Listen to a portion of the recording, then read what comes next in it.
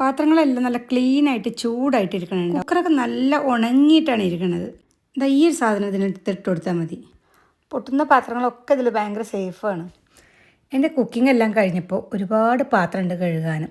അപ്പോൾ പാത്രം കഴുകുന്നതിന് മുമ്പ് ഞാൻ നിങ്ങൾക്ക് ഡിഷ് വാഷറിൽ എങ്ങനെ പാത്രം കഴുകാമെന്ന് കാണിച്ചു തരാം. ഇതാണ് എൻ്റെ ഡിഷ് വാഷർ. ഡിഷ് വാഷർ വാങ്ങാൻ ഉദ്ദേശിക്കുന്നവർക്കും ഇതിനെക്കുറിച്ച് അറിയാൻ ആഗ്രഹമുള്ളവർക്കും വേണ്ടിയിട്ടുള്ള വീഡിയോ ആണ്. ഓൾറെഡി ഇതിലുള്ളവർക്ക് പിന്നെ ഇതിനെക്കുറിച്ച് അറിയാമല്ലോ. ഇതിൽ 2 റാക്കാണുള്ളത്. ഇത് പൊക്കാനും താഴ്ത്താനും പറ്റും, അങ്ങനെ എടുത്ത് മാറ്റാനും പറ്റും. ഈ ഏരിയ പ്ലേറ്റൊക്കെ വെക്കാനുള്ള സ്റ്റാൻഡ് പോലെയാണ്. ഇവിടെ പ്ലേറ്റും വെക്കുക, അല്ലാത്ത സാധനം വെക്കുക. അത് നിർത്തി വെച്ചാൽ പ്ലേറ്റ് വെക്കുക, അല്ലെങ്കിൽ മറ്റുള്ളത് കമിഴ്ത്തി വെക്കാനുള്ള അതാണ്. ഇപ്പുറത്തെ മുകളിലും തന്നെ അതുപോലെ തന്നെയാണ്. ഇവിടെ ഇങ്ങനെ പ്ലേറ്റുകൾ വെക്കാം, എല്ലാ സാധനങ്ങളും വെക്കാം. ഇതിങ്ങനെ ഒരു ഹൈറ്റ് അഡ്ജസ്റ്റ് ചെയ്യാൻ പറ്റുന്നതാണിത്. നമ്മൾ ഹൈറ്റുള്ള സാധനങ്ങൾ വെക്കുമ്പോൾ ഈ ഫാനിൽ തട്ടാതിരിക്കുക, അടിയത്തെ തട്ടിൽ വെക്കുമ്പോൾ ഫാനിൽ തട്ടാതിരിക്കുക ശ്രദ്ധിക്കുക. അപ്പോൾ നമ്മൾ പ്ലേറ്റുകളെല്ലാം വെച്ചിട്ടുള്ളതാണ് ഇപ്പോൾ ഇത്.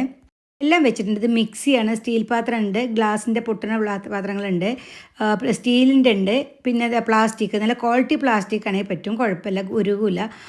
ക്വാളിറ്റി ഇല്ലാത്തത് ഉരുകും.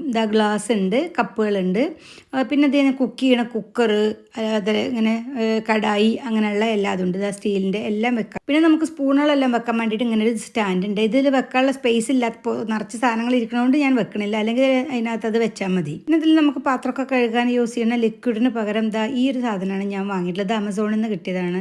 ഈ 3 ചേർന്നിട്ടുള്ള ഒന്നാണ്. ഇത് സെപ്പറേറ്റും കിട്ടും. ഇങ്ങനെ ഒരു മാത്രം ഇങ്ങനെ പാക്കറ്റോടെ നമ്മൾ ഇതിനകത്ത് ഈ സൈഡിൽ ഇട്ട് കൊടുത്താൽ മതി. ഇത്രയും ചെയ്താൽ മതി നമ്മൾ. പിന്നെ നമ്മളിത് അടച്ചിട്ട്, ഇത് ഓട്ടോമാറ്റിക്കലാണ് ഞാൻ ഇടാറ്. കാരണം പല ഇതുണ്ട്, പക്ഷേ ഓട്ടോമാറ്റിക്കലാകുമ്പോൾ 3.5 മണിക്കൂർ എടുക്കും. അതിൽ ഹീറ്റും എല്ലാം വരും. 1.5 മണിക്കൂറോട്ടും കഴുകാം, പക്ഷേ അത്ര ക്ലീൻ ആയിട്ട് തോന്നിയിട്ടില്ല എനിക്ക്. ഇത് നമ്മൾ 3.5 മണിക്കൂർ കഴിഞ്ഞു. ഇപ്പോൾ തുറന്ന് നോക്കുമ്പോൾ നമ്മുടെ എല്ലാം നല്ല ചൂടായിട്ട് ഇരിക്കുമായിരിക്കും. നല്ല ആവിയുണ്ട്. ഇത് തുറക്കുമ്പോൾ നമുക്ക് പുറത്തൊക്കെ നല്ല ആവി വരുന്നുണ്ട്. ചിലതിലൊക്കെ വെള്ളം ഇങ്ങനെ കെട്ടി കിടക്കുന്നുണ്ട്. അതൊക്കെ നല്ല പ്ലേറ്റൊക്കെ നല്ല ക്ലീനായി ഉണങ്ങി കിടക്കുന്നുണ്ട്. ഗ്ലാസ്സിൽ ചെറുതായിട്ട് വെള്ളമുണ്ട്. അങ്ങനെ ഇതൊക്കെ നല്ല ഉണങ്ങി കിടക്കുന്നുണ്ട്. ചില പാത്രങ്ങൾ ഫുള്ളായിട്ട് നന്നായിട്ട് ഉണങ്ങിയിട്ടുണ്ടാവും. ചിലതിൽ വെള്ളം ഇങ്ങനെ ചെരിഞ്ഞൊക്കെ ഇരിക്കുമ്പോൾ വെള്ളം അതിനകത്ത് തന്നെ ഇരിക്കും. കാരണം ഇത് സൈഡിൽ നിന്ന് ഫുള്ളായിട്ട് ഇങ്ങനെ വെള്ളം അടിച്ചിട്ടാണല്ലോ കഴുകുന്നത്. പണ്ടൊക്കെ ഞാൻ വിചാരിച്ചിരുന്നു വാഷിംഗ് മെഷീൻ പോലെ ഗ്ലാസ്സൊക്കെ ഇതിലിട്ടാൽ പൊട്ടിപ്പോകില്ലേ എന്ന്.